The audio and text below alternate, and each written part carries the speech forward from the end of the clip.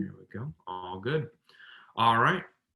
So let's go ahead. Let's jump into it. There's a lot of opportunities out there, now and in the future. And, when I would go around the country before in the past, I'd talk about, are we at the top of the cycle? Or are we at the bottom of the cycle? I think a lot of people would agree. It's kind of like we're at the top and we're probably going to be coming down here pretty soon as the government says everyone's got to start paying their mortgages. So where do you want to be not only for today, but in the future as well? That's what we're going to be talking about. The best opportunities right now and in the future, and then the outlook for the future. We're going to go over that as well in regards to residential assisted living. But I want to go over this, the goal for tonight. The goal for tonight is to show you if residential assisted living is the right fit for you. See, this doesn't take 10 hours or 20 hours to know if residential assisted living is right for you or not. By the end of this presentation, you are going to know. You're either going to say, you know what, this weekend, I'm diving into this. This is what I want to do. This is what I want to learn more on. Or I want you to just do totally something else this weekend. Just chill, go do whatever you need to do that. But here's the thing. The worst thing that you can do in life is not live with definite purpose. It's to say, well, maybe I'll do this, or maybe I'll do that, or maybe. If you get to the end of this presentation tonight and you say, you know what, I'm glad I learned about this, but it's not for me, that's victory. You get to the end and you say, you know what, this is for me. I do want to learn more. And you move forward and you get that education. That's victory. Either one of those is fine. But sitting on the fence is uncomfortable. So tonight, we're going to go on one side or the other side. That's what we're going to be doing tonight. And that's going to be our goal. But I'm going to start us off with this statement. You're working too hard. When we talk about what is everyone else doing, there's school teachers, there's mechanics, there's nurses, accountants, you got police officers, engineers, firefighters, doctors. They all work hard, but notice the range and how much money these people make. See, the person who makes $1 million and the person who makes $50,000, that person who makes $1 million isn't working 20 times harder. It's 20 times smarter. Now, here's the thing. We don't need to become a doctor to make $1 million, right? Contrary to what they told you when you're a little kid in school, in high school and college, and what society will tell you. No, many of the most successful people in our world don't have college educations. Many of them have dropped out of high school, all right? But that doesn't mean they didn't work hard. But we got to work hard and we got to work smart. For me, about 8 years ago, I was a waiter when I was in college, and I was like this guy, except, maybe hopefully a little bit skinnier than that guy, but I was being a waiter and it wasn't always that fun. I'd be dealing with guys like this. I'd like a cheeseburger without cheese. So a hamburger? No, a cheeseburger without cheese. All right, you got it. But it wasn't until I made that switch and I said, you know what? I want more for my life. And I was making about $15,000 a year being a waiter in college, working every Friday, Saturday, Sunday. And it was tough. It was really, really tough. And when I finally made that decision to get into real estate, I remember talking to Tom Hopkins, and many of you are familiar with Tom Hopkins. I was talking with him, and I said, should I do this? Should I make that jump into real estate? He said, what are you doing thinking? Start doing. Get after it. And what was really cool about this photo right here is that photo is me holding a check for $15,000. It took me about 1 week to earn that check, but it took me an entire year. So it's about working smarter, not harder. And when you do those things, you can get whatever you want. But let's talk about this. When it comes to residential assisted living, where did this start for us? I want to back things up a little bit. My father, he was a high-paid executive. He was traveling all around the world. And by the way, type in if you hear that. They're doing construction in the back. I want to make sure that everyone can hear on here. If you can hear, that's good. Just make sure it's going on right now. Let me know. I can move rooms. But our world turned upside down because my father was a high-paid executive. He was traveling around the world, and he was great at what he did. But his company went out of business that he was working for. And he had the dream house, the dream wife, the dream life. He had everything. And all of a sudden, when that recession happened, it all went away. Our world turned upside down.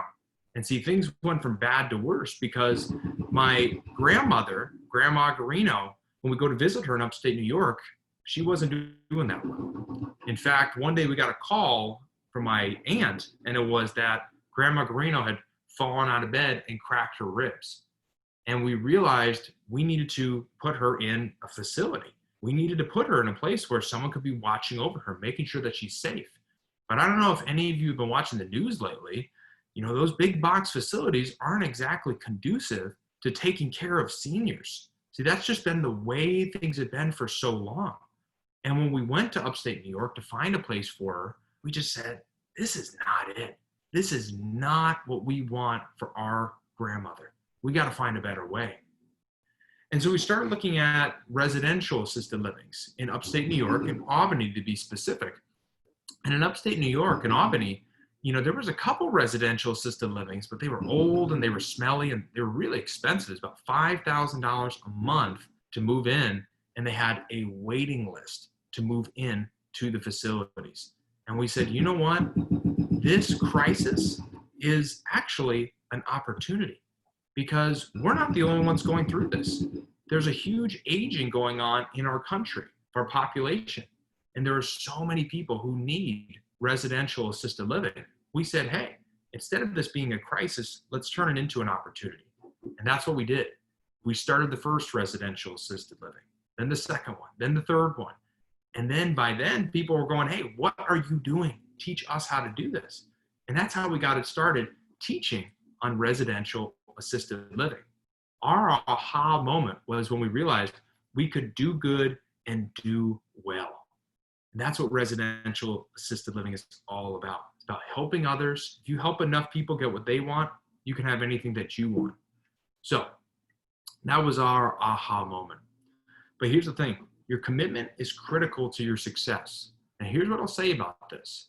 If you have a strong why, you will find a way to do it. If you have a weak why, you will find a way not to do it. So you have to remember that. You got to get clear on what is your why. Because when you do, you can have victory. You can have anything that you want. But if you're not committed, we can't help you. But if you are, that's what we're here for. We're here for a few of you who are going, you know what? I want better. Instead of just thinking about making a change, I want to make that change. Instead of saying tomorrow, you're saying today. And those are the people that we are here to help. But you got to get clear on this, your why. And if you're not going to do anything. You're not. Because this is what it always comes down to. Let me ask you a question. If I gave you $1 billion, and you couldn't spend it or give it away to anyone, would you want that money? The answer to that question is no. In fact, you would say, I absolutely do not want that money, because it would be very dangerous to walk around on the streets every day if you had $1 billion in your bank account, because now you're a target. Now that money's a bad thing. Now here's the thing. If you could spend that money, what would you spend it on? And why would you spend it on that? You know, some people are going, well, I don't need the money. You know, I live on $2,000 a month. That's terrific, Mother Teresa. Give the rest of that money to someone who needs it. Because here's the thing. There are people out there that don't have the advantages that you have. If you're watching this right now, that means you have your eyes. How blessed are you? If you're hearing me, that means you have your ears. Think about the blessings that you have right now. Some people, they don't have those things, and they need you to go out and move your butt, make that money, and help. So if you can do it, you must, but you got to get clear on your why. It's not about the money. It's about the purpose of that money, and it's about the purpose of helping others. It's really what the purpose of life is all about, helping other people. So we can show you how to do this step-by-step, one step at a time, but you got to get committed. So let's jump in.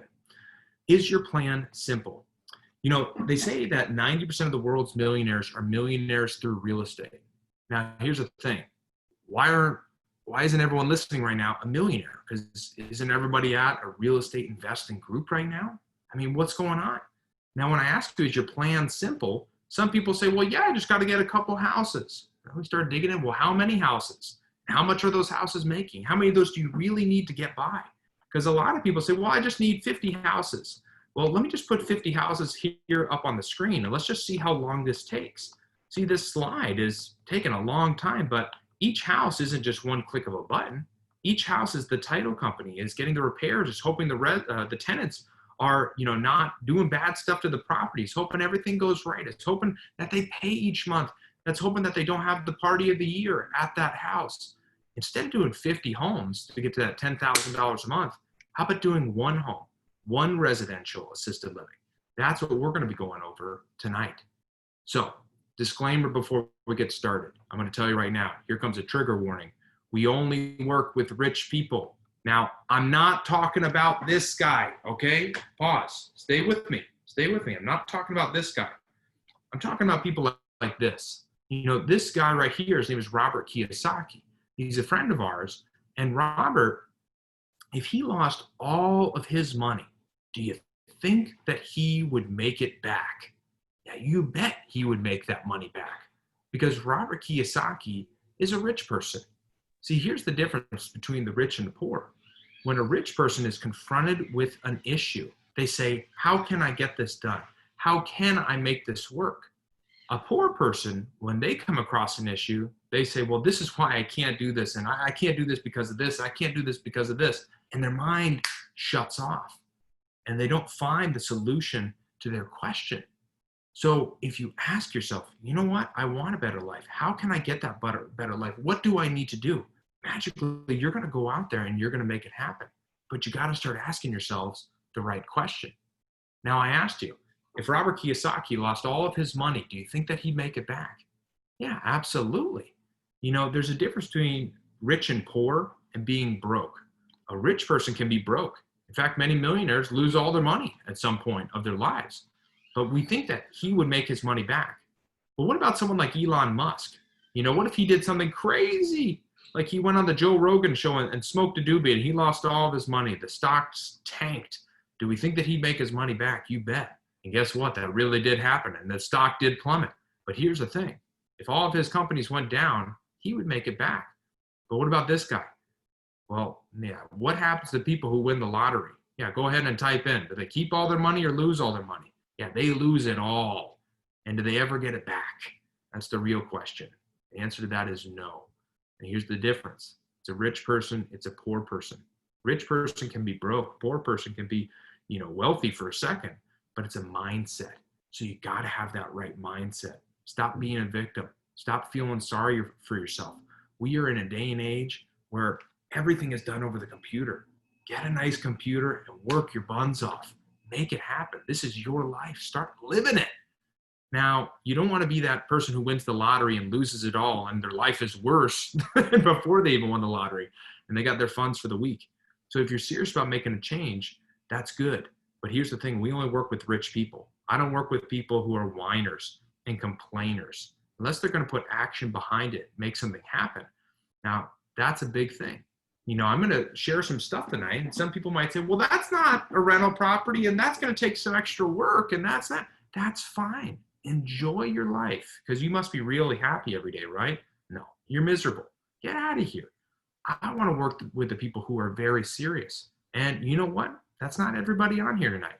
That's a couple of you who are saying, you know what? I want to make a difference. Maybe this isn't the right fit for you, but whatever that thing is that is right for you, go out and make it happen. This is your life. Live it.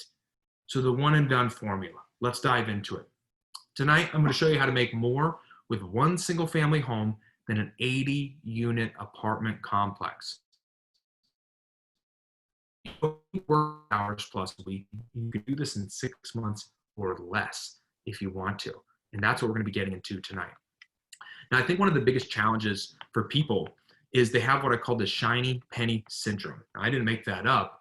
The shiny penny syndrome is you say, you know what, this looks good. And then before you go to grab it, you start, oh, look, there's another shiny penny. You go to grab that one. And then you go to try to grab another one. Here's the thing. If you try to catch 2 rabbits at once, you'll catch none. Now, some of you say, well, I can't do residential assisted living because I'm doing this other thing. Well, are you enjoying it? Are you working hard at it? How's it going for you? If it's not going great for you, then guess what? Find out whatever that thing is. If it's this, let's do it. If it's something else, then do it. Shoot for a vertical first instead of trying to do everything all at once. Become great at one thing at a time and then move on to that next one.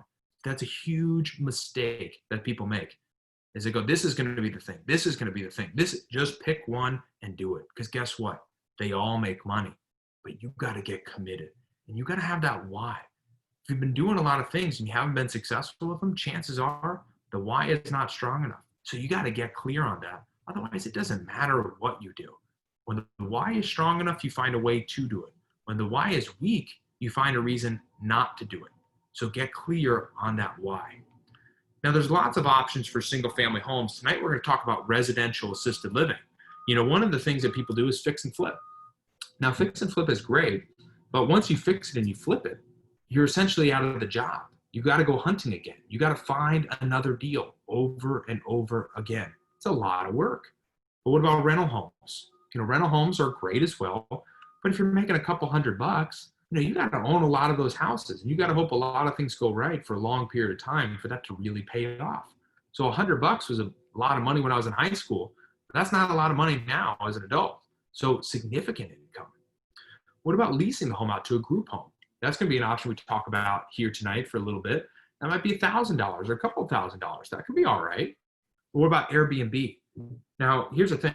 I love Airbnb. I practically keep that company open. But here's the issue. When there's a recession, and you better believe we're coming up on one, most likely, or I can't speak in absolutes, because if I knew absolutely, then I'd be the richest man in the world. But chances are there's probably going to be a recession, right? Probably, right? Don't know, but probably. And here's the thing.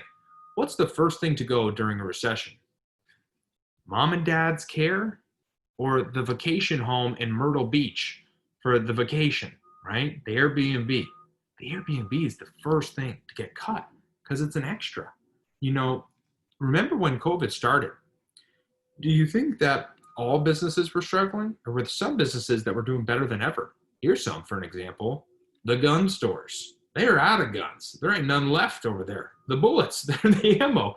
The grocery store, the dollar store. There was a bunch of stores that were actually doing very, very well during this time. There was also stores like Amazon, Walmart, all those places. They were doing phenomenal. Game stores, right? So video games, things like that. These businesses were doing phenomenal. So when a recession happens, some businesses do much better than others. And nothing is 100% recession proof, but I like the term recession resistant, right? And so that's one of the reasons why I love residential assisted livings. I was selling a residential assisted living a couple of years back. And I remember I was talking to this one owner, and I said, "How did you do during the last recession?" And his answer to me was this: "What recession?" And I said, "Oh, that's cool. I like that. What recession?" He said, "Our residential assisted living, it had a couple of its most profitable years during the recession. But my other friends who were in other areas of real estate, they were really struggling." So owning and operating a residential assisted living, that's what we're going to talk about. Now let's start getting into the opportunity. The baby boomers, people born between 1946 and 1964. There's a couple of them. We're going to talk about how many people there are, but it is a silver tsunami. And I love this photo right here because it symbolizes a lot. When that last recession happened, some people were the bear, some people were the fish. Here's the thing. Right now is your time to prepare and to say, do I want to be the bear? Do I want to be the fish? Because some opportunities are easy. They just jump right in, right? And sometimes it's hard not to get eaten by that bear if you're not prepared. So it's better prepared without an opportunity than have an opportunity and not be prepared. Get that preparation ready. So when it meets that opportunity, you can have success. When we talk about the baby boomers, there's a ton of them. These guys right here, I always like to ask, go ahead and type in who you think the oldest is, by the way, out of this little motley crew right here. This is the Stones, by the way. And you got, what's his name? Ronnie Woods as the guitar player, 72. Remember, who's the oldest? Go ahead and type that in. Then you got Mick Jagger at 75, Charlie Watts. And then if you typed in Keith Richards was the oldest, you were right, by the way. He's actually 307 years old. He looks pretty good for 307. I hope I look as good as him at that time. Now, Harry S. Dent Jr., the opportunity of our lifetimes in real estate development and investing is likely to be nursing homes and assisted living facilities. These aren't my words. Harry S. Dent Jr., the demographic cliff, national bestseller. See, I love big opportunities. I love things that are hard to hit or easy to hit, right? Big opportunities like this, where it's like, man, there's so much opportunity. I just got to get in there. That's one of the reasons why I love residential assisted living. And this is from Emerging Trends in Real Estate 2019 survey. The blue is buy, orange is sell, and the yellow is hold. And you see at the top right, 10% of people are saying sell, but 54.2% of people are saying buy. On the bottom there, you got Grant Cardone with the high income apartments, right? People are saying sell, get out of there. On the investment prospects, you see on the bottom left, abysmal, right? Abysmal. That's like terrible, awful, the worst. Then you get to abysmal. But that is on the bottom over there. And on the top right, you see senior housing over there in the excellent category. Now I'm going to make a guarantee. I guarantee you're going to get involved in assisted living in one way or another. See, here's the thing. Many of you listening tonight, you've already moved someone into an assisted living home before. You know, you're going to move someone into one of these homes, you're going to go into one of these homes, or you're going to own one of these homes. There's no getting around this thing. We all get involved in this business in one way or another. Here's the question though. Do you want to be in the bed writing a check for $4,000, $5,000, $6,000, $7,000, $8,000 a month? Or do you want that money coming into your pocket when you're living in your own assisted living? So even if you're just going to do one of these for yourself or for your family, do it. Just do one. Because hey, it's a lot better to be getting $10,000 a month coming in versus going out each month for your assisted living. The question is, how do you want to be involved? So what does my crystal ball say about all this? Right now we have 77 million baby boomers, and there's 10,000 people a day turning 65 years old. There are 4,000 people turning 85 years old. Now, the question always is, wow, 65, there's 10,000 people a day. Well, here's the other thing. The 85 years old, there's about 1.4 million beds in the US for assisted living. If you take that number 4,000, go ahead and do some math, 4,000 times 30 times 12, the number you roughly are going to come up with is about 1.4 million. That's every year. That many people are turning 85 years old. Now, the person who's 65, they're not moving into assisted living. There might be an independent living, but 85, they're at that age where they're moving in or they're getting closer. They've already moved in. That many people every single year. And that's not even the silver tsunami behind them, the 65 years olds. It is a massive, massive opportunity. Now, 90% of the seniors would rather stay in their own home. Now, I always get asked, why is that important? Here's the thing. People do not want to move to a giant assisted living facility. They would much, much rather live in their own personal home. But it's very, very expensive to hire someone to come live at that home with you. If you get a company to do that, it's about $25 an hour. So you can do that times 12, times 24, whatever, however many hours they're over there, plus your own food, your own house, your own expenses, everything. It's a lot of money. It's like 15 or 20 grand a month. Now, a lot of people cannot afford that. The other thing too, is you start missing being around other people. But here's the thing too, you don't necessarily want to move in with 300 other people. So what we provide with residential assisted living is a beautiful mixture of the two. You get to be around some people, but it's also not as expensive as the big facility. And you really get that best of both worlds. And I'm going to show you that here in just. Now, 7% of them will need daily care for an average of 3.5 years. These stats are provided by AARP, by the way. They need a home, they need assistance, they need you. Now, I talked about it a little bit. My name is Emmanuel Guarino. That's my beautiful wife on the right there. I'm a graduate of Arizona State with a degree in exercise and wellness. So I know how to get a six-pack. I have a 4-year degree in it. I am one of the top realtors for residential assisted living in Arizona. My wife and I, we get to travel across the country, speaking and educating on residential assisted living. It's an amazing thing. I love what I do every day. Wake up with a smile on my face. It's awesome. And waking up next to her is a big part of that smile too. But on the left right there, funny story, that's Phil Dunphy from Modern Family. My wife, when we were dating, she said, "You really remind me of Phil Dunphy." And I thought that was like kind of cool and that was really nice of her. But when I met Phil Dunphy, I said, "Hey, my girlfriend says I remind her a lot of you." And he goes, "Oh my goodness." I'm so sorry. I played such a loser on that show. I'm sorry she said that. I said, hey, she didn't mean it like that. She meant it in a nice way. But anyways, I'm so glad I did marry her because she's pushed me to do things that, are outside of my comfort zone. I was very blessed this last year. I was actually in the Netherlands. I got to do a TED Talk. If you want to look that up, it's called The Idiot's Recipe for Success. And if you know a young person or someone who's just kind of lost their way or is looking for their way, this could be a really good talk for them. So if you have someone who that can help, please feel free to share that with them. The Idiot's Recipe for Success. I was definitely not destined for greatness growing up, but you know what? This talk kind of talks about my journey and how I was able to overcome many, many challenges and how you can overcome those same challenges yourself. But speaking of challenges, less competition. One of the things I love about residential assisted living is that it's less competition. See, I love Fixer Upper. It's an amazing show. And anytime Chip and Joanna air another episode, there's about, 50,000 people who say, hey, I want to do that this weekend. And guess what? They start bidding up the prices and they are going after all the same deals as you. It becomes really, really hard to get those deals. There's a lot of people joining the bandwagon. Now, I also like doing things easier. I don't like doing it where it's really hard or really time consuming. What I love about residential assisted living is it's a lot less competition. In fact, I remember about 15 years ago when I first started calling on homes for real estate investing. And I remember calling this one person who was selling their home. And he said, hey, I'm doing the whole script. I said, hey, do you want to sell your home? This and that. We could pay you money, cash, this, that.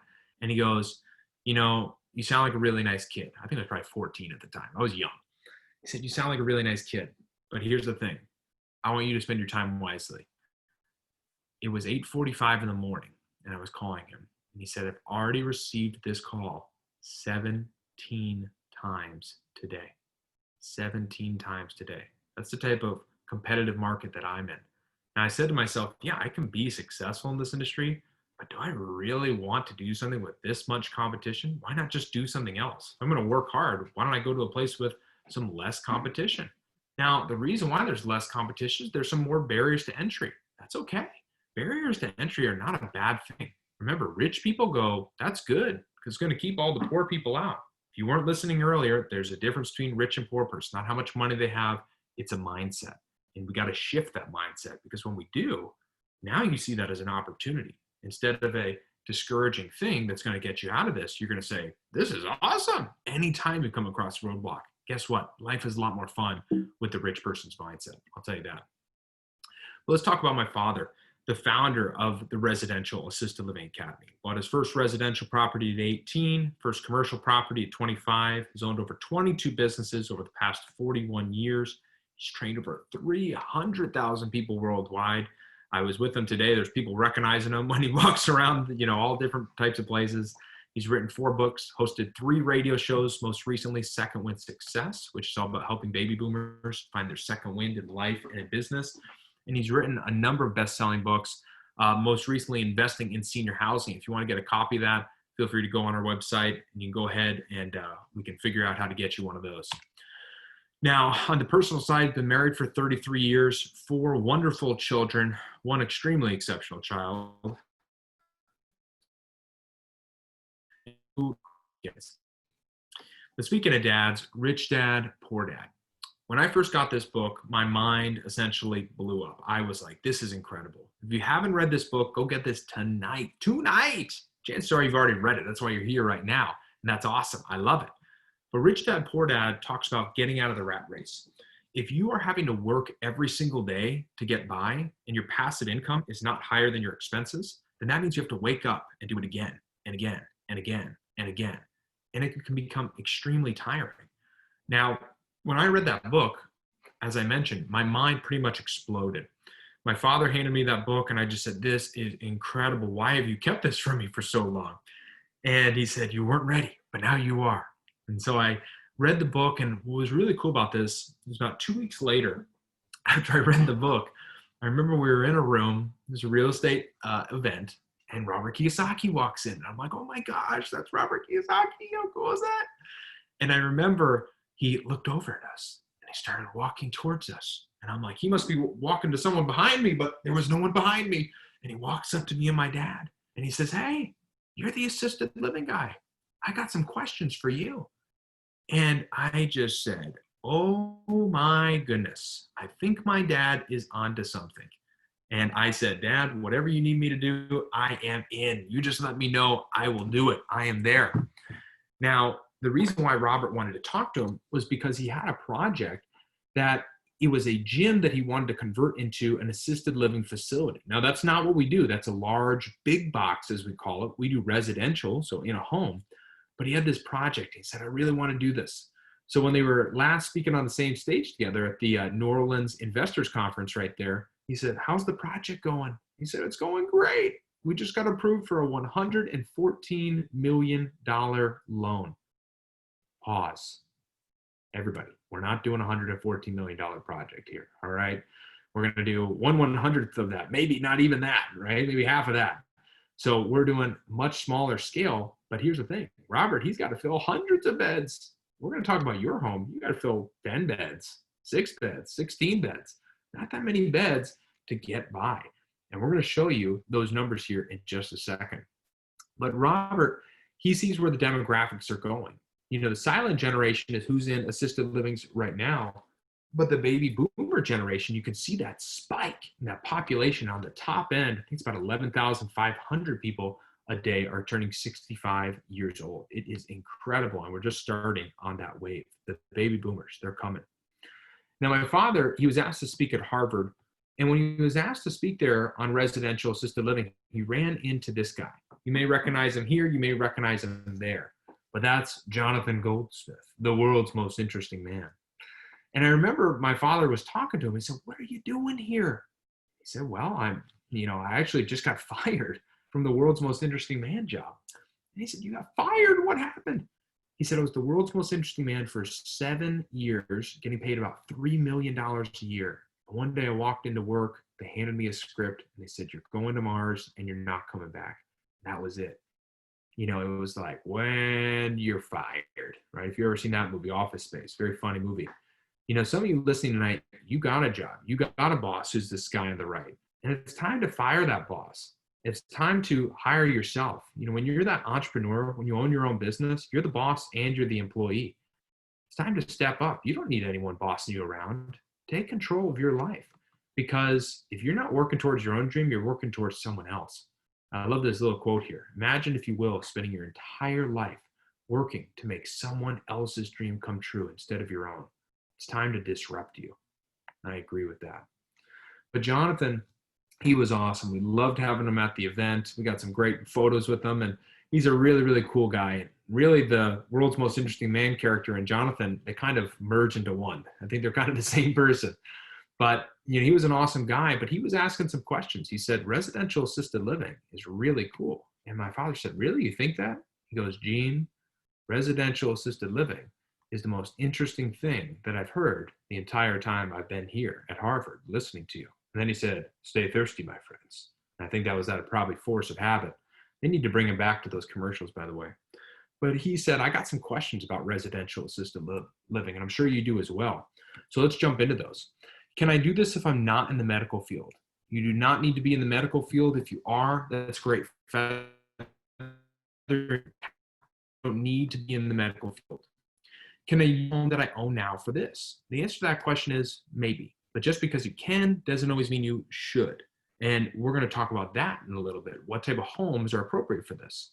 And then this one. How much can I make doing this? How about the money part? Don't worry. We'll get to the money part. So what is residential assisted living? Well, it's a group home for seniors that provides assistance with the residents' activities of daily living. Now, what is an activity of daily living? I want you to think about all the things that you did this morning. You got out of bed, you brushed your teeth, hopefully. You know, you went to the bathroom, you made some breakfast, you drove your car. All these are activities of daily living. Now, the residents in our home, it's not a medical facility, it's not a doctor's office. They don't need medical help. They need help with their activities of daily living. See, when someone gets old, are older, they don't always need medical help. Sometimes they just need help with kind of just daily life, essentially. And that's what we're helping these residents out with, is their activities of daily living. Now, what does it look like? Well, it's not this, right? This is your typical nursing home. I always say if you put some barbed wire fence up and you put like a machine gun turns around the side, it kind of looks like a prison, right? I think you'd probably agree with that. So it's not that. And this right here is actually a photo that I got sent of someone who said, you know what? I have an assisted living facility that I'm wholesaling. I want to send this over to you because I think that you might appreciate it. You might want to, sell this to one of your students. And I said, that's not what I do, but go ahead and send it over. So that she sent it over, and I remember looking at this photo. She sent over 2 photos. She goes, I just did them, and they're really good. I'll send them over to you. And I remember looking at this photo and just wanting to break down and cry, because look at that. Is that where you would want to spend some of your last days? Think about that. That's incredibly sad. On those lights on the right and left, you actually see a little shamrock leaf right there. I mean, think about that. That's their decorations. That's it. That is awful. That is terrible. It's a horror story. That is not the way that our seniors deserve to be treated. And if you have ever had a loved one in an assisted living facility like this before, you know this is definitely not the right way for them. Right now, big assisted living facilities are getting a really bad name because there's so many people in these facilities. It's a terrible setup. And there's actually so many articles being written right now that are saying smaller is better. We need to get people out of these big facilities and into smaller facilities, because not everyone can come home with their children because they have jobs. They have things going on. They are not a full-time caregiver. They're not going to quit their jobs, take care of mom or dad. These assisted livings have a big purpose in our society. They help with the elderly who need help with activities of daily living. But people are saying we can't have them in the big box. For a long time, people have hated the big box, but now the straw has finally broken the camel's back. People have said, you know what, enough. I got to move my mom or dad into a smaller, more, little bit more comfortable sized assisted living home. That's what we're going to talk about here in just a second.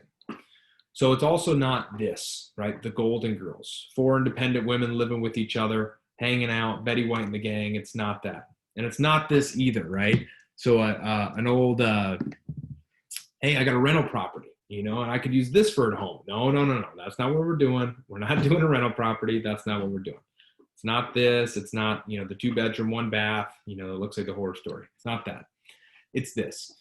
This is an example of one of our residential assisted living homes. This is in Phoenix, Arizona.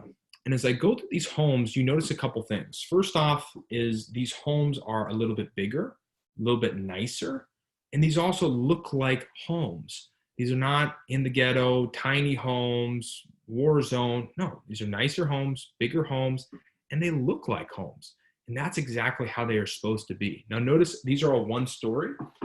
They do not need to be 1 story, but if it can be, that's going to be a lot better just because it's a lot easier. If you do a 2 or 3 story home, we have a lot of students who have that across the country. You put in an elevator, you put in a chairlift. And by the way, sometimes I'll go to the Northeast, and in the Northeast, it's like all 2 and 3 story homes. There's like nothing ranch style. And a lot of people, they go, oh, I can't do this. And they're whining and they're complaining and, oh, woe is me. But here's the thing. The rich people in that crowd go, this is awesome. Because guess what? All your entry type places, the wholesaling, the fix and flips. That's why those industries are so incredibly competitive, because there's such low barriers to entry. People just want to jump in there. It makes it really hard to find those great deals. So when we look at this is the inside of one of our homes. It looks like a home, but instead of, 2 parents, 2 kids, and a dog, it might be 10 elderly residents and a couple of caregivers taking care of those residents inside of the home. Now, it's also not a 2-bedroom, 1 bath with 10 people in it, right? Our homes are nicer, they're bigger.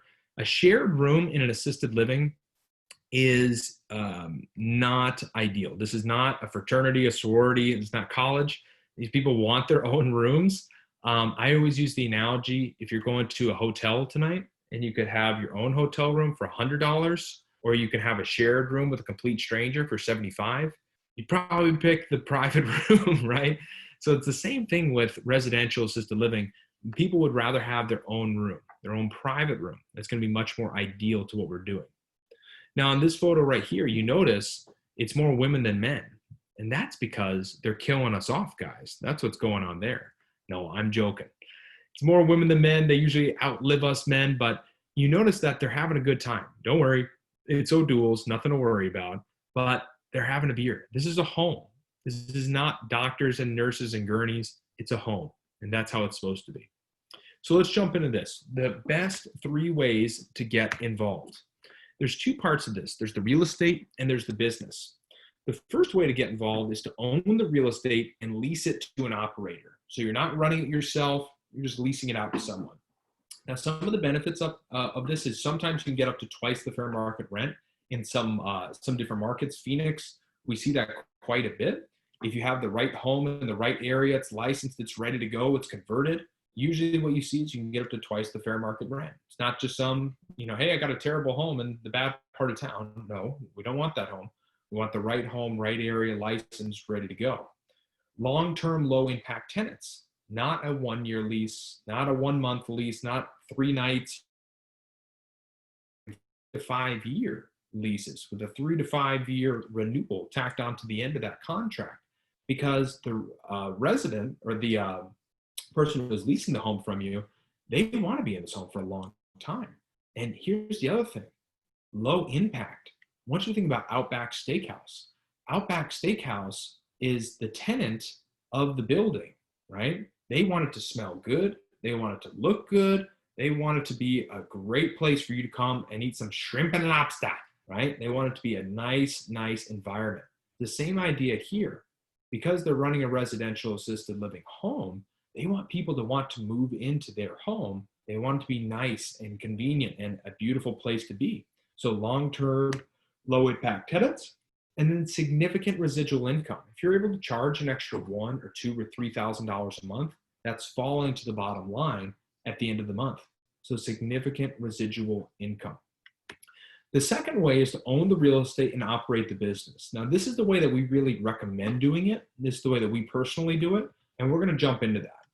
But I want to make sure you're paying attention, right? If you're not paying attention, close this down. Go do something else, seriously. I want to make sure you're paying attention. I'm going to put this number up here, $10,000 a month.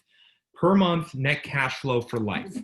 I want you to type in, if you could squeeze by, just barely, if you could squeeze by on $10,000 a month, I want you to write, I can squeeze by on $10,000 a month. Go ahead and put that in. I usually ask you to raise your hand, but I want you to type that in. Go ahead and do it. By the way, if you can't even type in, and if you can squeeze by on 10,000 and you can't even type in, I can squeeze by on 10,000, you're not going to start a residential assisted living home.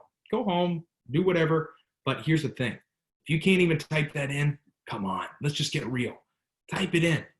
Let's get real. Let's get honest with each other. Let's have some fun here. Let's really find out if this is the right opportunity for you. $10,000 a month. Can you squeeze by? So we're going to jump into that number. I'm going to show you how we're going to get there. But first, let's talk about this. How much does assisted living cost?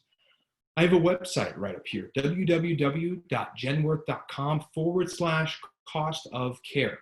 Now, this organization, what they do is they survey all the residential assisted livings across the country and large assisted livings, and they ask them different questions. One of them is, how much does it cost to live in your, about 40,000 of those combined across the country, about 30,000 of those are residential assisted living homes, about 10,000 of those the big boxes. And out of those surveys that they send them out to everyone, they get about 18,000 of them back, and they give that information out so you get kind of an idea of what that costs in your location. Now, I'm about to blow some minds right here. The average cost in America is $4,051. Let me say that again. The average cost per month is $4,051. North Carolina, $4,000. Now, here's the thing. People are going, what? That is so high. Oh, my goodness. Pause. I want you to think about your own expenses. I'm not going to ask you to write down your own expenses, right?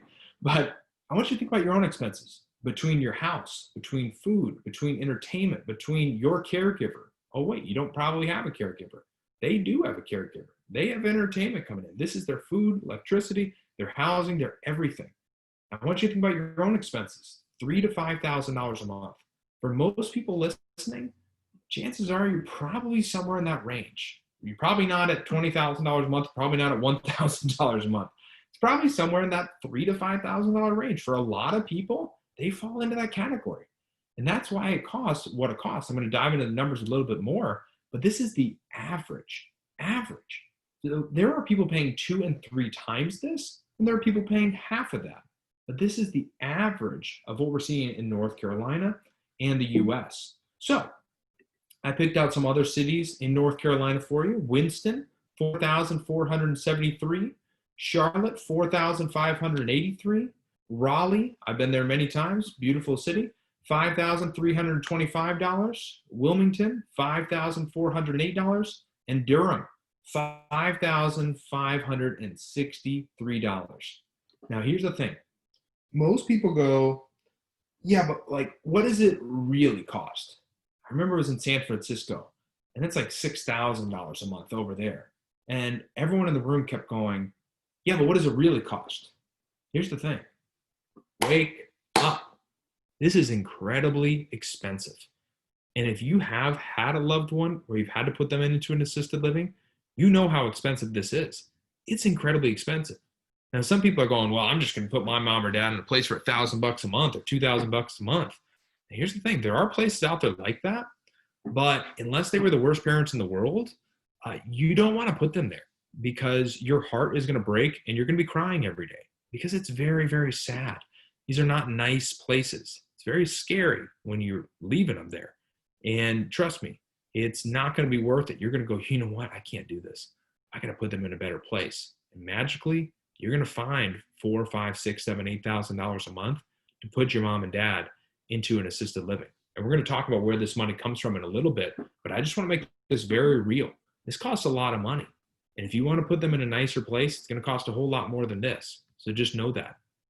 So what does it cost in the US? We talked about that. What about some other big markets? Phoenix, $3,850. Los Angeles, $4,500. Denver, $4,700. Portland, $4,825. Honolulu, $5,750. New York, $5,916. Now, notice right here, I put up some nicer cities. These are large cities in the US. And sometimes people will say to me, well, I got the perfect spot for this. It's in the worst ghetto in America. I can buy the house for 14 cents. Here's the thing. That house is not where we want to do it. We want to do these homes in nicer areas because when you're in a nicer area, you have a nicer home, you run a better service, you can charge a lot more. And we're going to go over the numbers here in a little bit. The numbers are very, very juicy if you do this thing right. If you do it wrong, you're going to hemorrhage money. You're going to lose money. You do it right, there's a very good chance you can make a lot of money if you do it the right way, not just go out there and go do it after you've been listening to me for 30 minutes. No, do it the right way. But it is a lot of money that it costs. New York, that's $6,000 on average. Average, by the way, guys. The highest one I've ever heard on average was someone told me there's one in Hawaii. It's $15,000 a month on average. Now, if you've ever been to Hawaii, it's very nice and it's very expensive. And that makes sense. If you want to live in a nicer place, it's going to cost you a lot. That's just how it is. So where does this money come from? Some of you are like, what is going on? Paid by Medicare or subsidized by the VA? The state does not pay. You don't have any money at all. And you can prove that to the state. I'm talking any money at all. Many times the state, let's say the kids say, hey, let's take everything out of mom or dad's name. Let's put it over here. The state will go, did you have money 2 years ago? Oh, you did? That means you're hiding your money. We're not going to give you any money. They're very, very serious about not giving out that money. They want to make sure you ain't got nothing before they give it out. When they do, for assisted living care, they pay out about $2,000 a month. Now, that does not get you into a nice place, a nice assisted living in this country. You know, maybe in like, I don't know, Peru or something, but not out here. That's just not how it works. So $2,000 a month, that's really not good.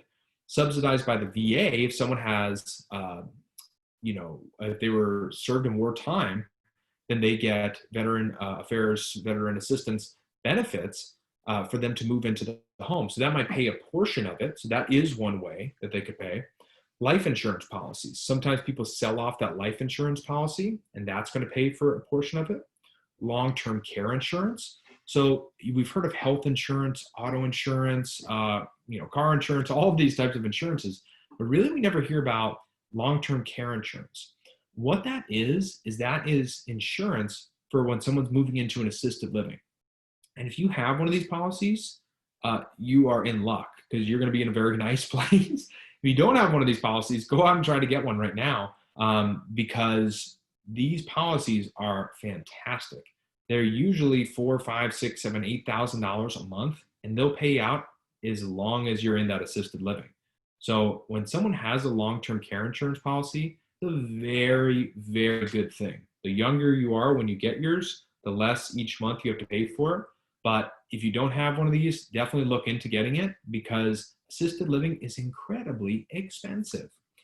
So then this, cash, IRAs, investments, primary residence. There's the phrase, you can't take it with you, right? We are in a real estate investors club meeting right now.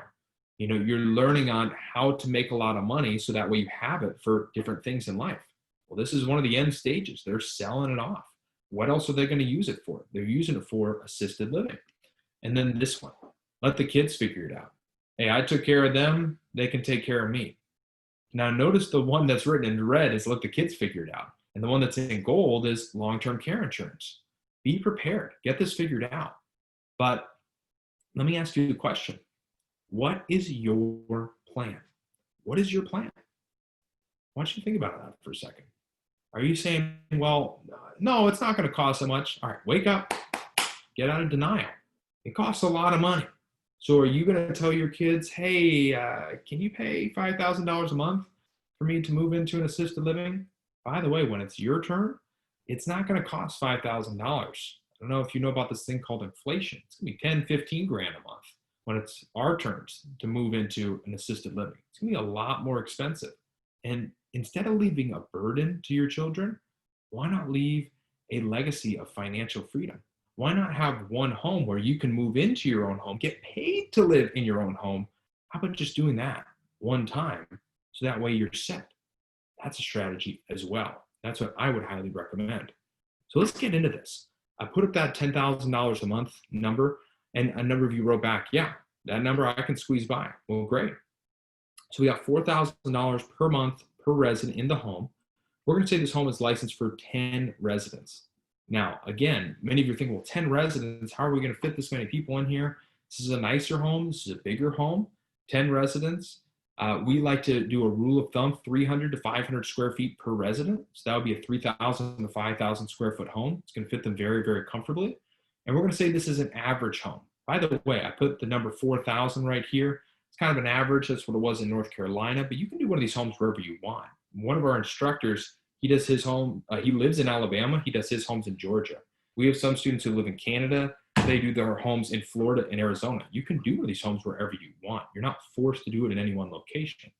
But for this example, we're just going to kind of go that average number, 4,000 with a home that's licensed for 10. Most of our homes, by the way, are somewhere between about 6 residents and 16 residents. So you get kind of a frame of mind in that regard.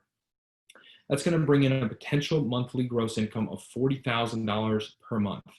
But the thing about this is we don't get to bring home the $40,000 because we have expenses. So let's dive into those a little bit. I'm going to put down two numbers here, $25,000 and $15,000. Cable, internet, phone, newspaper, magazine, caregivers, vacancies, insurances, property taxes, all that type of stuff. But I have two numbers down there, $25,000 and $15,000. Now, what's the difference besides the obvious $10,000 right there? The difference between those two numbers is that one of those people is running a business and one of those people on the bottom has a job. Now, here's what I mean by that. You've heard a lot of people before say, oh, you can't run a business because you're going to work 8 days a week and 25 hours a day, right? Hopefully some of you caught that joke right there. But that's not a business. That's a job. You know, some people, they just make themselves a job. They wake up, they live in the home, they work there, they're cooking the food, That's not a business. That's a job that they have. So when someone's running a business, they don't need to be there every day. They could manage it from afar. They put the right people in the right places. Now, that doesn't mean they never look at the business. They're never working on the business. That's the whole point, is we work on the business, not in the business. That's the big difference. And I look at a guy like this, Richard Branson. He has over 400 companies and not one single desk. By the way, he lives on a private island in the middle of the ocean, and he hangs out with celebrities and sports athletes all day long. And I'd rather do what he's telling me than what other people who aren't successful in business are doing. I'd rather focus on what people like him are doing. So we're going to use the $25,000 for expenses because we're not going to be the caregiver or the manager. We're going to have caregiver. We're going to have managers in the home. They're going to be the ones taking care of that. We're going to work on the business. So we're going to use the $25,000 for the expenses and vacancies. We're missing one last thing though. That is the debt service. Now I put a number here, the debt service, also called the mortgage, right? $5,000 a month. Here in America, if you have a debt service of $5,000 a month, that's probably going to get you a pretty nice home here in America in most areas, maybe outside of San Francisco, Miami, New York, Los Angeles, right? Every other city though, that's going to get you a pretty darn nice home, at least average or above average. That one home, $10,000 a month of income. Now that one home, that's $120,000 each year. One home, not 50 homes, one home. That's what we're talking about right here. Now, by the way, at the beginning, I said that 4,000 number, that's the average. What about if we did a little bit nicer home, a little bit more boutique? Maybe we don't do 10 residents, we do 6 residents. Well, that one home is now bringing us in 45,000 a month. If we have less residents, we have less expenses too, 22,000 for the expenses. Let's say we're doing it in the same type of home, but now the rooms are bigger. Maybe that's why they're paying more. Instead of shared room, it's private rooms. That one home right there is bringing us in 18,000 a month. Over the course of the year, 216,000. Now notice with this example, we did a higher rate, it was a nicer home, but there was less residents. What if we kept the rate up high, but we had more residents and we did a bigger home, a nicer home? How big can we really go with this? And I'm ready to blow some minds right here. This is always a fun slide for people when they see this one. $6,000 per month per resident. That one home licensed for 16 residents. 16 residents, that's a big home. It is 300 to 500 square feet. That might be a 6,000 square foot home. But when you see the number at the end, you're going to go, oh, I'll do one of those homes for that. That monthly gross income, $96,000 a month of monthly gross income. The expenses are obviously higher because we have more residents in there, $36,000 a month. But what about that debt service? Bigger home, nicer home, $10,000 a month of debt service. Now, let me ask you this. Some of you are going, Manny, I can't afford a home for $10,000 a month of the debt service. I could never do that. First off, stop the stinking thinking. If you've been on this webinar this long, you're not a poor person. You are a rich person. You might be broke right now, but you're a rich person right here. Stop that negative thinking. I want you to think about it differently. How can I make this work? Think about that $10,000 a month. If you said to someone, hey, I want to lease a home from you for 3 to 5 years for $10,000 a month, do you, or would you know of anyone who might be interested in doing that lease for me, or at least interested in getting some more information? Do you think that there might be some people who would be interested in having that home that they could lease out to you? Absolutely.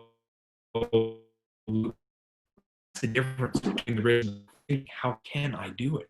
And as I mentioned, if you've been on this long, you know which one of those camps that you're in.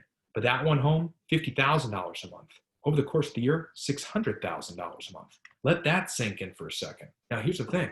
What if you royally screwed this up? I mean, royally. And you only made half of that number.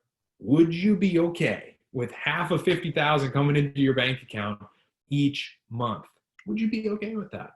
I think for most people that say, yeah, I think I'm okay with that. Exactly. That's the whole point. Now, I know this is what it feels like right now. It's kind of like, oh my goodness, I've been real estate invested for a long time. I've never heard of this. This is a whole lot of new stuff. It feels like we're drinking from the fire hose. but that's okay. That's what I'm here for. That's all right. Now let's go over the third option, being a private lender or joint venture partner. Maybe you're going, hey, I don't want to work on the business. I just want to put my money to work. I want to put my money out there. I want it to come back stronger. Maybe you just want to be the money side of this. I don't care if you have $0 in your bank account or $10 million in your bank account.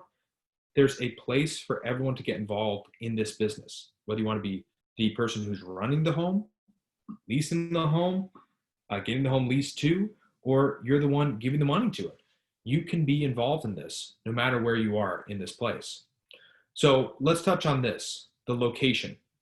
You know, we like to think of this at 5 levels. So the location of the home. Level 5 is going to be incredibly high end, right? So that's the nicest home in the nicest area. So this is actually a photo of Rod Stewart's home right up here. And this home right here, I mean, Rod Stewart, he's getting a little bit older, excuse me. He's getting a little bit older. I mean, that could be an assisted living right there. But on the bottom end, tri-level trailer park, low end, you know, better bring your gun to that one right there, right? Better be on the lookout. Level 2 is kind of okay, but level 3, level 4 is really where we want to focus in this space. So in like real estate investing, you don't usually want to buy a rental property for more than $150,000. It's kind of like a general rule of thumb. Same idea here. We don't want to be the top of the top. We definitely don't want to be the bottom. We want to be that level 3, level 4. And the reason for that is there's a lot of people in that $4,000 to $8,000 range who are looking for high quality assisted living. And that's really that market that we are serving. That's our sweet spot. That's where we want to focus on. Now, I want to kind of end on this story right here. I don't know if you guys heard about this, but there was a story that came out that 50 Cent, his home, he was selling it, and someone was thinking about turning it into a nursing home. By the way, if anyone had a bet going on, if I was going to talk about 50 Cent in this residential assisted living academy presentation, you just won that bet. But his home, it might make a good assisted living. I don't know. Let me ask you, 21 beds, 35 baths, 51,000 square feet. Do you think that might be able to fit a couple people? Oh, yeah. Oh, yeah. When you look at it on the inside, it is beautiful. Go ahead and type in if you wouldn't mind living in this home right here, whether it's an assisted living or not. I mean, this is beautiful. This is incredible. It's got a basketball court inside. It's got a basketball court outside. You know, he's got the weight room to keep the residents strong, lifting, right? He's got the indoor pool. He's got the second indoor pool, got a big kitchen area, got the entertainment area and the dining room right there. But there was one issue. Oh, he won $19 million. $19 million. That is a lot of money. But here's the thing, guys. Rapper 50 Cent sells massive Connecticut mansion for almost $16 million less than he originally asked. He sold the home for $2.9 million. Now, I want to bring back up this quote. It's better to be prepared without an opportunity than to have an opportunity and not be prepared. You know, let me ask you this question. Who is getting this? Let me tell you this. If you've been on this long, you're getting this. You're probably saying, I can see myself doing this. Now, what I want to do is I just want to spend 5 to 6 minutes just going over a couple ways that we can help. If this is truly something where you're saying, you know what, that is something I want to learn about, that is something that I want to do, then this is how we can help with that. So let me dive into this. There's going to be 2 ways that we can help. It's called our Assisted Living Business Accelerator. And the first way that I'm going to go over is our online home study course. Now, this online, you go in, you can download the lessons, you can download the transcripts, you're going through the lessons, you can download the worksheets.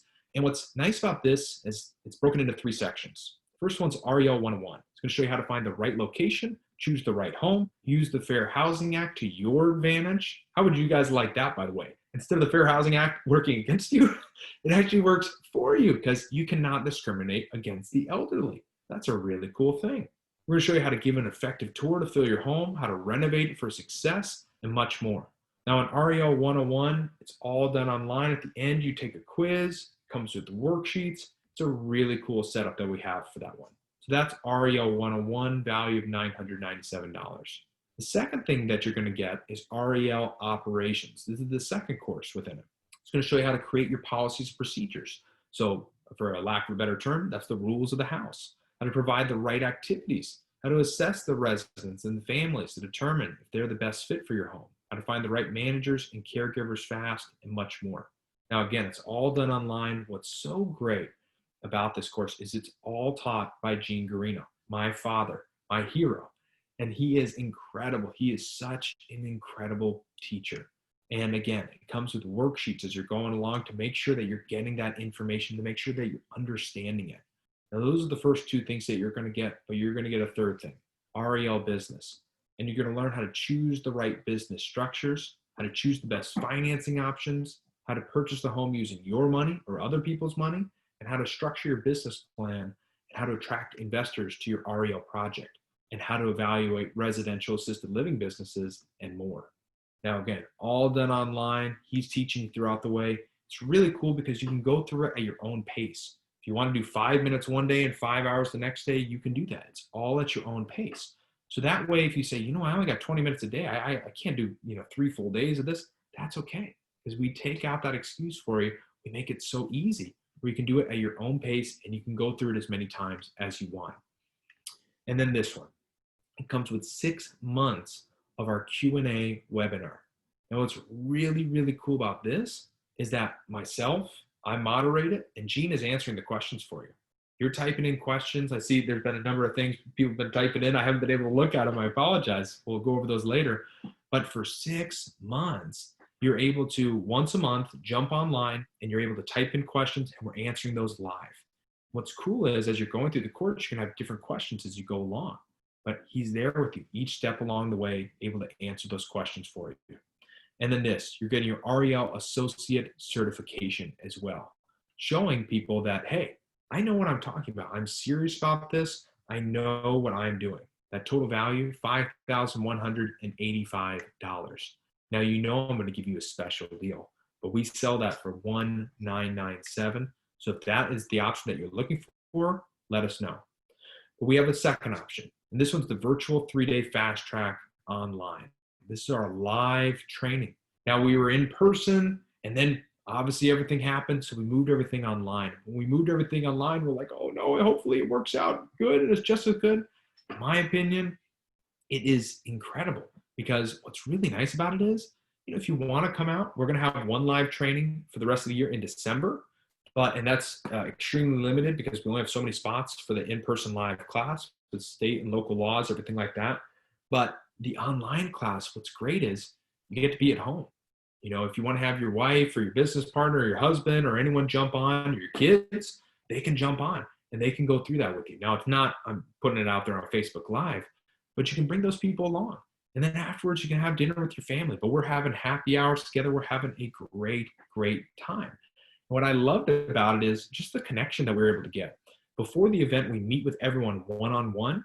And then we meet with everyone at the end of the week. We're having happy hours each night. It's a really, really fun time. But it's going to show you how to find the best opportunities in REL, how to determine if your property that you own right now is right for residential assisted living, how to attract investors, how to find the right team, how to find the highest paying clients, how to do this with or without your own money, and how to do one deal and be set for life. A number you wrote in said, hey, $10,000 a month, that gets me by. If you only need to do one deal, then you're a lot closer than you think. You're not 100 homes away. You're one home away. So what are you waiting for? So what's on the agenda? Day one is a classroom immersive day. Filling, funding, marketing, analyzing deals, architecture reviews, staffing, and more. The second day, it's the virtual tours. We do about 7 to 9 tours going through homes virtually, and you're able to see it. What's really cool is we used to do this live in person. What was tough is, we're trying to corral, 100 people through a house. That's really, really tough. What's nice with the virtual is there's nobody else in the house, just the caregivers, and things like that. So they're able to go through the homes. You're able to see it all. And you get that content or the context for the content, learning from the inside out. Day 3 is all about the money. So deal structures, joint ventures, raising capital. That's what the third day is going to be all about. And we're very blessed to have helped open hundreds of homes across the country. And these are our next 3 dates for those events: October 23rd through the 25th, November 20th through the 22nd, December 11th through the 13th. Now, here's the thing. If something comes up and you're like, I don't know which event I can do, I'm going to give you a special offer tonight. And if you're saying, I want to do this, but I don't know what event, just save your spot. And if you got to move it, just let us know and we'll move that thing around. Our next one coming up here, October 23rd through the 25th. It's going to be an amazing, amazing event. And for those of you who are serious about that, I would highly, highly recommend the live 3-day training event. That online 3-day fast track immersive course, usually $4,997, $5,000. We have it for $2,997 right now. But I'm going to do something even better for that here in just a minute. So who is this work for? Real estate investors, medical professionals, engineers, stay-at-home parents, young professionals, salespeople, contractors. And here's the thing. People always ask me this. Who does it really work for the most? Here's what it comes down to. Those who have a strong why. I'm thinking about a student like Sean. Sean, he was in the corporate world and he said, you know what? I'm traveling all around the country. I never get to see my kids. I really want to be able to be home with them. He's got 6 kids. And he was able to start his 2 residential assisted living homes and get off the road, replace his income. Some of you are in that situation. It's like, hey, I have all the money in the world, but I just don't have the time.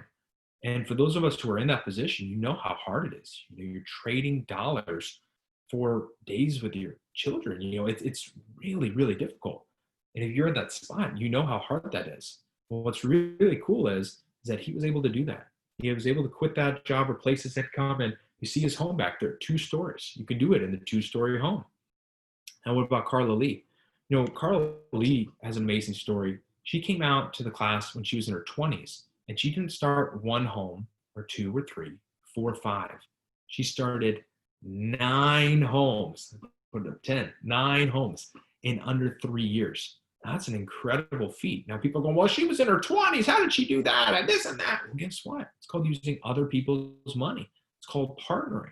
And she was actually so successful. She actually is now on the staff and she teaches at our live 3-day events. And she's going to show you exactly what she did to get to that point where she had her 9 homes. But something I love about Carla Lee is when she came out to the class, she got the same information as everyone else in the room. But she went out and started 9 homes, and other people in the class started 0 homes. They all get the same information, but what are you going to do with it? Well, the difference is kind of like everyone's a car. She had the gasoline in her car, so she could drive. If you don't have any gasoline in your car, you can't go anywhere unless it's electric. But here's the thing. You got to have that strong why. She definitely did, and she's done very, very well. This is Scott Olson and his family. He was a corporate attorney, and we talk about at the Residential Assisted Living Academy about helping the world be a better place. What's really cool about this story is he was a corporate attorney, but he was able to start his homes. And he was able to quit his job as a corporate attorney. And this is a story that we're really proud about because we help the world have 1 less lawyer in it. And we think that's really, really cool. And if you think that's cool, go ahead and type that into the chat box. Hopefully there's no lawyers listening, but if you are, just a joke, lighten up a little bit, all right?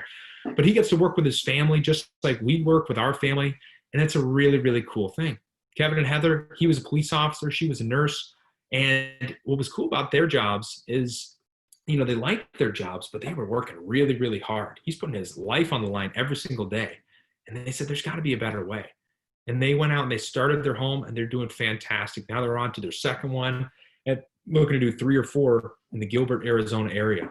Low over here, he's in Texas. He has 4 residential assisted living homes, might be 5.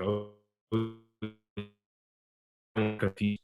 Right now he's working on 2 80-bed facilities. He said, these ones are great, but now I want to do the rock sucking. Now I want to do the giant tens of millions of dollars projects. And he's doing those, and he's doing great. Those are in Texas and Louisiana that he's doing those. Hal, he was in Minnesota. He said, I hate the cold. He moved out here to Arizona, and now he's on to his 5th home. He's been doing fantastic. Jamie and Dana, they live in Alabama. They do their homes in Georgia, and they were actually so successful as well. We had them join the team, and they're actually going to be showing you how to run these homes remotely. So you don't even have to live in the state that you're running it if you do it the right way. Rocky and Sherry, they're in her backyard as well. They got 3 homes. They're doing phenomenal. Mandy and Grant, they're in Rhode Island. When they came home from the class, the state of Rhode Island said, "You can't do this. You can't do this here. We don't want it."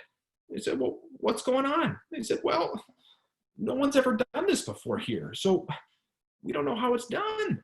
So they actually had to walk them through the whole process of getting the first home up and running in Rhode Island.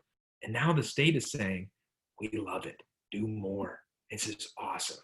And they are doing awesome. Cedric and Michelle, they're in California. Their average rate is about $7,000 to $8,000 per month in their home. It's a 6-bed home in California. They're doing phenomenal. He was an anesthesiologist, and he said, with this one home, I'm able to replace my entire retirement income. How cool is that? These guys are in Utah. They actually fixed and flipped their home, their residential assisted living home. These guys are in Kentucky. This gentleman right here, he's from Canada. He actually invested in Arizona, doing it across not only state lines, but country lines. But let me finish with this. If all this did was it brought you in an extra $5,000 per month, would it be worth it? If all this did was give you the kick in the butt to finally get moving towards your investment goals, would it be worth it? You better believe I'm the type that I don't let you off easy. I'm going to push. I'm going to push till I get the most out of you because I want to see you be successful. And if it freed up your time to be with your family and your friends, and you didn't have to work every day at that job that you're at right now, would it be worth it? I want you to get real with yourself. And if you're right now, I want you to just say yes, yes, and yes. If that's you, then that's awesome. Then let's do it. That REO home study course, I told you I was going to give you a special offer. Tyler and Preston, they're going to put something in the chat box that's going to reflect that. Now, this offer is going to be good for tonight, and it's going to be good for tomorrow up until 5. Because here's the thing. If you can't make up your mind by the end of this presentation, man, come on, that's bad. You got to talk to one person, this and that, that's fine. They're going to send over the recording, watch that. But by tomorrow at 5, absolutely no question. You know if this is right for you. Because if it is, you should be doing the course this weekend, not thinking about it. If you're thinking about it, then guess what? You're not doing. You're just sitting. You're sitting on the fence while other people are getting ahead and you're moving behind. Because we're either growing or we're dying every day. And the choice is up to you. So I'm going to give this special offer for you here tonight. And it's going to go till tomorrow at 5 o'clock to be good for. So that home study course, usually $1,997. We're going to have it discounted for you down to $997. They're going to put that in the chat box so you can go ahead and you can get signed up for that. That's the REL home study course. But then this one, the live 3-day online fast track course. We're doing a live event in December, but the next 2 are going to be online virtual. I'm going to highly recommend those. Now, what we do with this one is really, really special. Again, $1,000 off, $1,997. And for that online class, we're also going to let you bring your spouse. We're going to let them be on the event. If you have a business partner, we're going to let them be on the event. For the live event, we're going to do something a little bit different, but these are our next event dates. October 23rd through the 25th, November 20th through the 22nd, and December 11th through the 13th. Now, I want you to do this. I want you to imagine. I want you to imagine that you can go to the places that you want to. You know, if you want to go to New York and you want to see the Knicks play and Knicks lose to whoever they're playing, you can do that. You can cruise around. You can do whatever you want. Guess what? This COVID thing is hopefully going to be done pretty soon. Guess what? Then what are you going to do? Well, now I can't travel because I don't have any money. What? Enough with the excuses. Let's do it. Where do you want to go? What do you want to see? You know, do you want to spend that time with your family, your friends, the people that you want to be around? You know, my family, we love Disney. Over there, we're at Disneyland, and, you know, Becca, she wanted to go to Disney Paris. And so we went there last year. You know, what's really cool is when COVID hit, we said, you know what? Maybe this thing is going to kill everybody. And you know what? If it kills us, at least we lived. We lived our lives. You know what? We lived our lives. Have you lived your life? Are you 70 right now going, I haven't lived a single day in my life? Well, wake up. Let me give you that gift right now. Live. Enjoy your life. Spend every day like it's your last, because guess what? You don't know. Have some fun. Enjoy yourself and live your life. You know, for me, I used to have this big fear of flying. And I remember this one flight, I was coming out of Houston. And I was flying back, and we essentially just flew into a storm. And it was the scariest flight of my life. And I remember just going home and going, I can never fly again. I can never do that again. And I remember the little devil on my shoulder. I call him Satan. That's who it is. They were saying, yeah, you shouldn't do that because planes are scary and this and that. You should never fly again and blah, blah, blah. And I was buying in to what the devil was saying. And then the angel on my other shoulder said, you know what? You're better than this. And you know what? I got big plans for you. And you know what? There's a lot of people that I want you to help. That's what life is all about. I said, you know what? I got to listen to this person on this shoulder because you know what? This is life and this is death. And I said, you know what? I got to face fear right in the face. And I got to go right at the thing that I am scared of the most. That's what I did. I jumped out of that plane. I said, this is the scariest thing in the world I can think of. I never wanted to fly again, but guess what? You see me, I'm not screaming. I'm smiling right there. My cheeks bubbling up. I'm smiling. I'm having a great time. I got a full video of that I can show you another time, but it was an awesome experience. For a lot of people, they're going, I can't even get on the plane. I can't even think about that. Why not? Live.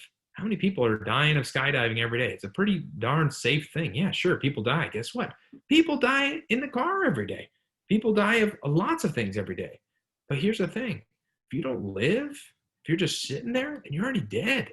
You're already dead. That's what I told myself when I was in the plane about to jump out. I said, if you don't jump, you're dead. So start living. Let me give you that gift. Live your life. What are the things that you want to do? For this, I said, I can't do this. I'm going to do the worst talk of all time. I mean, this is going to be terrible. There's so many amazing TED Talk speakers and TED speakers and all stuff. I'm going to be the worst one. And my wife said, you know what? Even if this only changes one person's life, it will all been worth it. And you know what? If you watch this, if you watch that TED Talk and that changes your life, then it was all worth it. But I remember when I got off that stage, I was in the Netherlands and a kid came up to me. The Netherlands is on the other side of the frickin' world. And he said, you know what? I was thinking about killing myself. And you know what? This talk helped me to not do that. And I want to live my life. I want to live it to the fullest. And that mission was complete. Because you know what? That person might be the next Tony Robbins. That person might change the whole world. But I did my job. I did what I was supposed to. So when I go to sleep at night, I sleep like a baby because I'm living my purpose. I'm living congruently with the way that I'm supposed to be living. So what are those things that you've been holding back from? Again, if you want to live your life, if you want to be with the people you want to be, go to the places you want to go. My father, he loves cruising around. Favorite one is in Alaska, by the way. But what are the things that you want to do? Who are the people that you want to meet? Who are the people that you want to be friends with? I'm so glad I listened to these guys and not the haters, not the doubters, not the devil. And I live my life. So for those of you who are serious about doing this, let's do it. Do good and do well. We get that link in the chat box. Go ahead and sign up. But guys, your success is up to you. So that's what I'm going to leave it at. Knowledge is the key. Tonight, we went over the tip of the iceberg. And as the phrase always goes, 90% of the iceberg is underwater. So there's still a lot to learn. But I want to thank all of you for letting me come out tonight. Let me share with you. And I want to take just a couple minutes just to go over some quick questions. So Tyler and Preston, if you want to jump on, we can go ahead and do that. But I want to thank all of you for staying on tonight and listening to me. Thank you very much. I appreciate it. Yeah, absolutely. I have a quick question. Did your dad take the most interesting man's in the world's job? Thank you. It kind of seems like that. I was actually his hair today. He's got the white hair now, and it's like going all back. And yeah, they're starting to look a lot like each other. They what's funny about Jonathan is he's from upstate New York, I believe, and that's where we're originally from. And so my dad went to visit him last year, and the story he told me, they went to the horse tracks in Saratoga. They do these horse races, and he said even the horses that Jonathan didn't bet on, they still won. Or it was like the horse that he didn't bet on still won, and he still got paid for it. It's like every horse wins when Jonathan bets on it, or whatever. And it was just fun. Really cool guy. Really cool guy. You follow that guy around. Yeah, we did have several questions in the chat box, so I'll try and find the first one. So I think the first one was from Milton, and if I'm wrong, correct me. But he says, I can attest to all of what you've said regarding cost of ALs. However, in North Carolina, family care homes with residential zoning limit the number of residents to 6 people. For more than 6 residents, you need a commercially zoned facility. Is there a way to do this within residential zoning? Yeah, it's a great question. So in North Carolina, most of the time it's going to be 6 residents. There are different ways to get around zoning. But one of the things that we always say is go where the low hanging fruit is, because you can do one of these homes wherever you want. Just because you can doesn't always mean you should, right? So for an example, I could say any words I wanted tonight, but I refrained from all 4-letter words tonight. I don't know if you noticed that, right? I didn't say anything bad. It's kind of the same idea. It's like you want to go where it's going to be easiest, because your goal is not lawsuits and to be fighting in court. Your goal is probably to start a residential assisted living home, make 10, 15, 20,000 a month, or much more than that if you want. And, do things with your time that you want to. Your goal is not a lawsuit. So one of the things, especially in North Carolina, you're right next to South Carolina. In South Carolina, their laws are a little bit less lenient. So a lot of our students in North Carolina are just going down to South Carolina. Now think about this. If you're the governor of North Carolina, oh my goodness, how bad is that? You're getting all that money. We just showed the type of income that people are making. All of that money, when it's taxed, now that's going over here to South Carolina. That's not going to, and so it's mind-boggling sometimes. Some states like California are a little bit tougher like that, where it's 6 as well. So a lot of people come over to Arizona. One of our most successful students, he lives in Northern California, and he does his homes in Phoenix, Arizona. He's got 3 homes, and he does phenomenal. But that's the biggest thing is invest where it makes sense, live where you want to. I've been to North Carolina. It's an amazing state. I love it. And you can definitely do residential assisted living, the model that we're talking about here tonight there, but you can also do it in South Carolina. You can also go up to Virginia. You can do it in a number of different places. But that comes into researching your market, which is a big thing we go into in the class for sure. Gotcha. Thank you. There was another one concerning liabilities. I know you mentioned that a second ago. So it says, in this COVID-19 era, what extra liabilities and sanitation costs are there to be accounted for? And that's from Philip. And I'm so sorry. I've been reading through the comments and everything like that. And someone said I was a waiter too, and I hated it. And it's like, yeah, I know that was a tough job. I think the overall kind of thing is safety and everything like that with the homes. Is that kind of general concept there? Because I can touch on that for sure. Yeah. So extra liability due to COVID-19 and sanitation issues. Yeah, so that's a great question. One of the big things when COVID hit, everyone was like, oh my goodness, the homes, they must just be getting decimated. What's going on? And this and that. And everyone's freaking out. And what happens, when you turn on the news and it says, oh, all these people in these, assisted living facilities are getting COVID and this and that. Yeah, because you think about it, a large assisted living facility might have 100, 200, 300, 500 people, just depending on how big it is. And if one person gets that, it's so easy for everyone to get it. Like you look at the White House, one person got it, then 50 people got it. It's very easy for that thing to spread. And so what's really cool with our homes is just because the nature of them, because they're so much smaller, the chances of things getting around are so much smaller that it's a really, really cool thing. So a lot of people in these big boxes have been going, they've hated having their parents in a big box for a long time. Many of them are very beautiful and they're very nice, but the quality of care is really lacking. Usually what you see is like a 10-to-1, 15-to-1 caregiver to resident ratio. In our homes, we have a 1-to-4, 1-to-5, or 1-to-6 caregiver to resident ratio in the home. So it's a lot better care that they're getting. So with that being said, face mask, cleaning everything, obviously these are all very, very things, but you can only do so much at that point. But what's been really funny about it is it's actually, I would say, in my opinion, it's like the best time to get in because so many people are moving out of these big boxes into the residential assisted living ones. So that's been a really cool thing. Not to say that there's been a good thing that COVID has brought about, because it is a terrible thing, right? But that is kind of one of those things. So, gotcha. Justin had a question. He said, can you walk through how you find tenants, liabilities, issues that surround assisted living that don't surround typical rental home purchases, and other common pitfalls people face when buying assisted living homes? So yes. Finding tenants, liabilities, issues with surrounding, just issues surrounding this particular investment. Yeah. So the big expenses, sorry, I'm like listening and I'm reading through these comments too. So the big expenses in the home is your caregivers. Caregivers are the most expensive thing, your staff.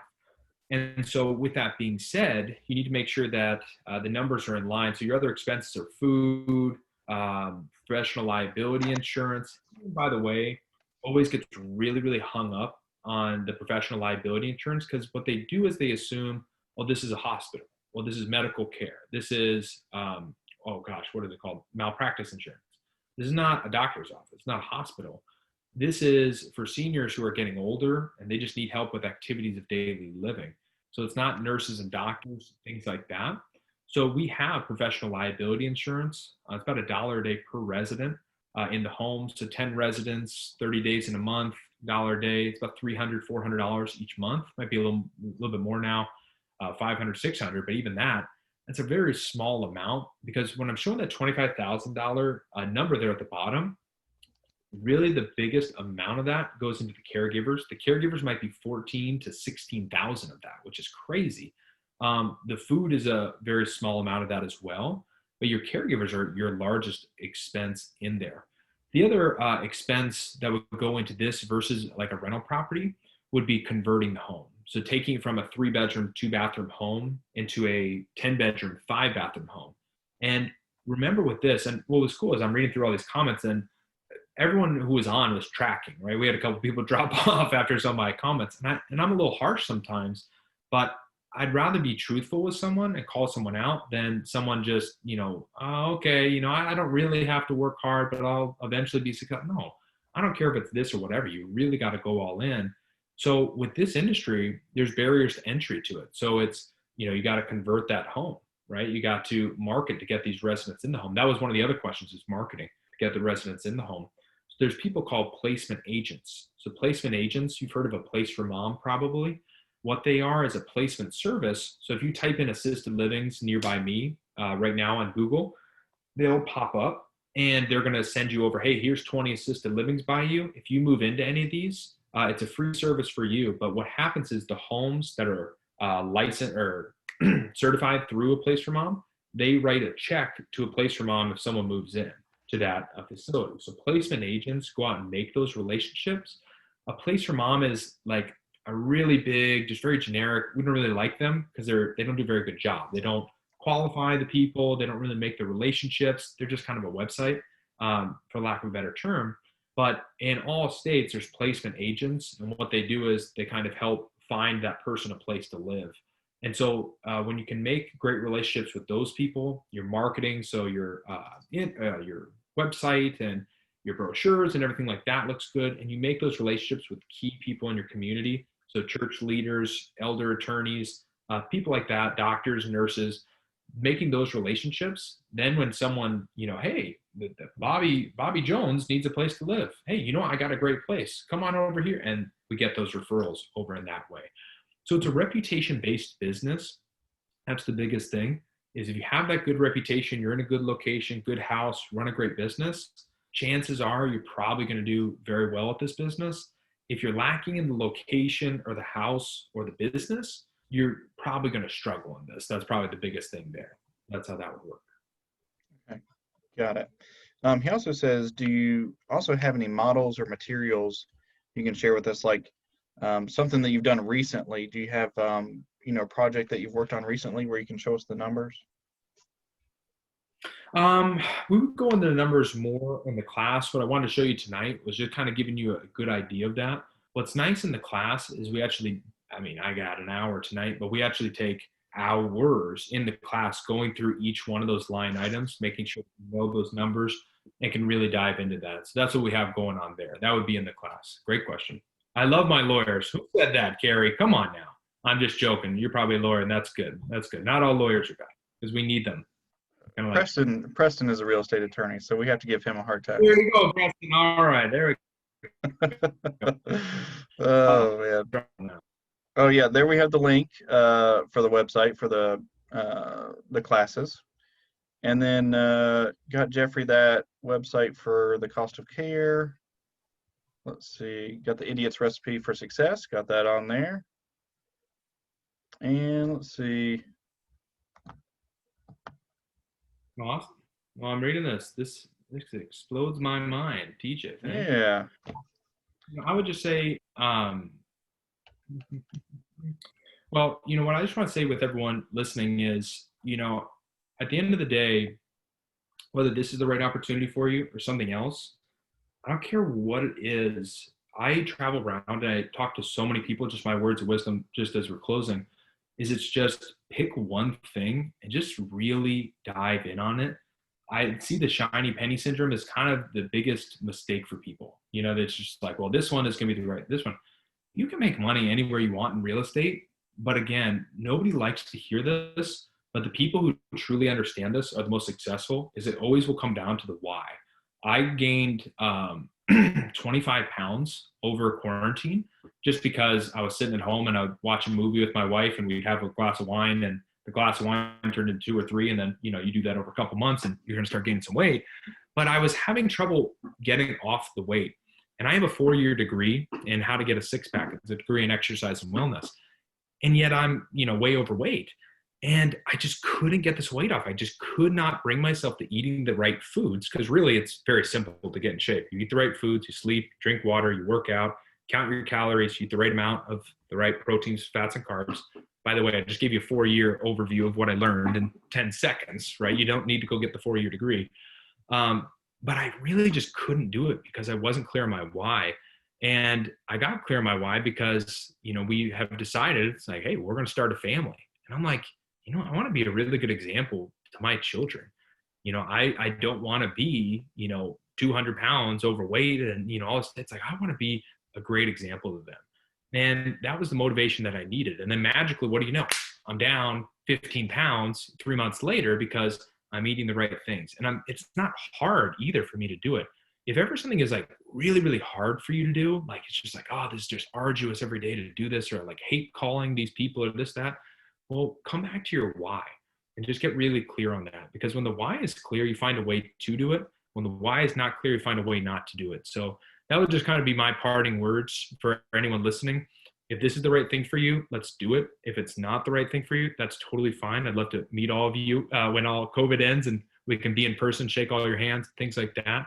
But, you know, those would be my just parting words. And I just want to thank you guys for having me come on. I had an awesome time. I hope all of you who are listening had a great time as well. And for all of you who are listening today and through the webinar tomorrow and emails, deal is good till the end of the day tomorrow on Friday. You know, if you can't make up your mind on Friday, the decision has been made. This is not the right fit for you, and that's okay. That's okay. But go out and go find that thing that is right for you and just live your life to the fullest. Those would be my just parting words. So I just want to thank you guys. Thank you to both of you for just letting me come on tonight. I really appreciate it. So thank you.